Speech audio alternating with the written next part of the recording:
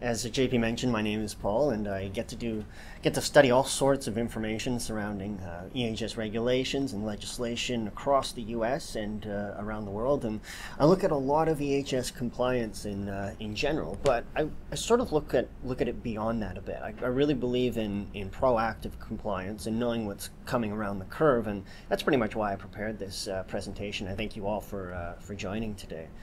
So I'd just like to clarify that this presentation primarily pertains to U.S. regulations on the horizon. But that's not to say it wouldn't be pertinent to organizations in other countries or to organizations with a truly global scope. If you are international or you supply goods and materials to the U.S., or if you have some operations or contractors in the U.S., you would be affected by some of the changes I'll be talking about. Or maybe you're thinking about moving into U.S. markets and you want to really have a good sense of the regulatory landscape before you move in. And also, I mean, I understand everyone here runs the gamut. There's construction, consulting, food. So primarily I'll be looking at rules and regulations that will affect everyone in every industry for the most part. I mean, we could do an entire half hour on construction alone with all the things that are coming down the pipes in construction in the next year, but perhaps we'll reserve that for a future presentation. So let's talk about the regulatory landscape. Let's talk about what's coming.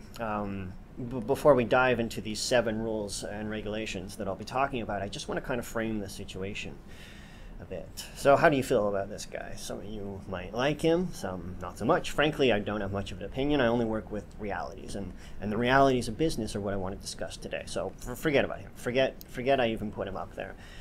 But remember the 2012 election. It put a lot of regulations on the back burner, and there was very little regulatory activity basically in the back half of 2012. Things have crystallized a bit more, and as you can see from the quote up there, I've taken that from a law resource online that I'm quite a big fan of, JD Supra.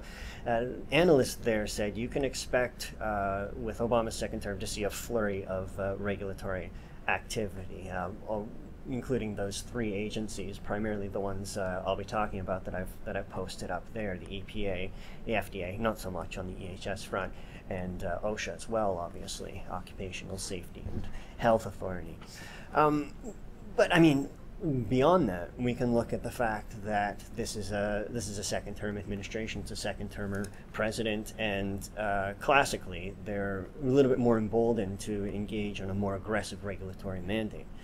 And beyond that, we can look to a couple of other clues. This guy, Dr. David Michaels, he is obviously the secretary of OSHA. He pursued a pretty aggressive mandate in Obama's first term after he was appointed, and he's been reinstated at OSHA. And then above and beyond that, we have Gina McCarthy. Now, some of you may know that Lisa Jackson previously was EPA head, and Gina McCarthy took over for her in March. But she was formerly head of air at EPA, and she's known as quite a climate hawk. So you can expect to see Jackson's mandate pursued even more aggressively with McCarthy at the helm. So largely, I view this, and a lot of analysts view it, as the way the administration has placed its pieces. This is a stay-the-course agenda, but it's a more aggressively stay-the-course. They're going to continue to deliver on a lot of the programs that they promised in the first term, but a little bit more aggressively. And I would say there are 7 key things we need to look at